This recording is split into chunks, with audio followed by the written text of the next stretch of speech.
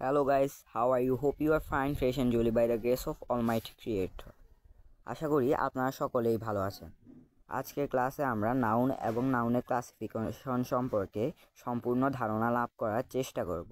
এই ক্লাসে আমরা সম্পূর্ণভাবে নাউনের ক্লাসিফিকেশন সহ বোঝানোর চেষ্টা করব। এটা আপনার জীবনে একটি সেরা ক্লাস হতে যাচ্ছে, তাই এখন দেরি না করে আমাদের চ্যানেলটিকে সাবস্ক্রাইব করে পাশে থাকবেন। চলুন শুরু করা যাক। প্রথমেই আমাদের সকলের কাছে একটি প্রশ্ন, what is noun? Noun is a naming word. Noun হচ্ছে একটি নামবোধক শব্দ।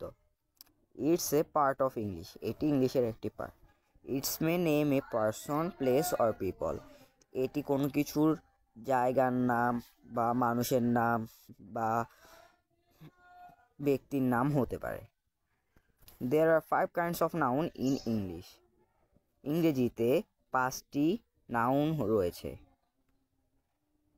প্রথমে রয়েছে প্রপার নাউন, এরপরে রয়েছে common noun, collective noun, material noun এবং অ্যাবস্ট্রাক্ট নাউন। প্রপার নাউন কি? প্রপার নাউন হলো কোনো ব্যক্তি, বস্তু, স্থানের নির্দিষ্ট নাম। কোনো ব্যক্তি, বস্তু, স্থানের নির্দিষ্ট নাম বলতে বোঝায়, ধরুন কুমিল্লা। কুমিল্লা একটি নির্দিষ্ট নাম, এই নামটি বললে সকলেই চিনবে। ধরুন রহিম। রহিম একটি নির্দিষ্ট নাম এবং একটি ব্যক্তির নাম। এরকম আরও অনেক কিছু। Common noun. কমন নাউন হলো অনির্দিষ্ট নাম, যেমন গার্ল। গার্ল কোন মেয়েকে বোঝানো হয়েছে সেটা বোঝা যায় না, কিন্তু বালিকা বা মেয়েকে বোঝানো হয়েছে। বয় ছেলেকে বোঝানো হয়েছে, কিন্তু কোন ছেলেকে বোঝানো হয়েছে এটা বলা হয়নি, মানে অনির্দিষ্ট নাম। আর বস্তু থেকে তৈরিকৃত নাম নয়, এটিও মাথায় রাখতে হবে। বস্তু থেকে তৈরিকৃত নয় বলতে ধরুন একটি আংটি বা রিংকে স্বর্ণ থেকে তৈরি করা হয়েছে।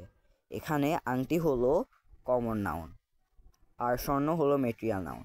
ম্যাটেরিয়াল নাউনে আমরা পরে যাচ্ছি। এরপরে আছে কালেকটিভ নাউন।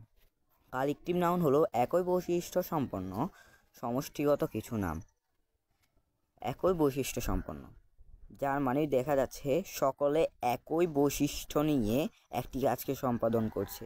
যেমন আর্মি। আর্মি দেশের আইন শৃঙ্খলা রক্ষা করে। যেমন স্টুডেন্টরা পড়ালেখা শিখে, তাদের একটি লক্ষ্য পড়ালেখা শেখা। এরকম আরও অনেক উদাহরণ রয়েছে আমাদের এই পৃথিবীতে। এরপর রয়েছে ম্যাটেরিয়াল নাউন। যদি স্বর্ণ থেকে আংটি বানানো হয় তখন স্বর্ণকে ম্যাটেরিয়াল নাউন বলা হয়। আমি আগেই বলেছি তখন স্বর্ণকে ম্যাটেরিয়াল নাউন বলা হয়। আপনারা তাহলে বুঝতে পেরেছেন ম্যাটেরিয়াল নাউন কাকে বলে। অ্যাবস্ট্রাক্ট নাউন মানে গুণবাচক কোনো নাম, যেমন পোর, পপুলার। এগুলোকে কিন্তু স্পর্শ করা যায় না। আপনাকে মাথায় রাখতে হবে যে সকল নামকে স্পর্শ করা যায় না বাট ওইগুলোর গুণবাচক নাম, এগুলোই হলো অ্যাবস্ট্রাক্ট নাউন।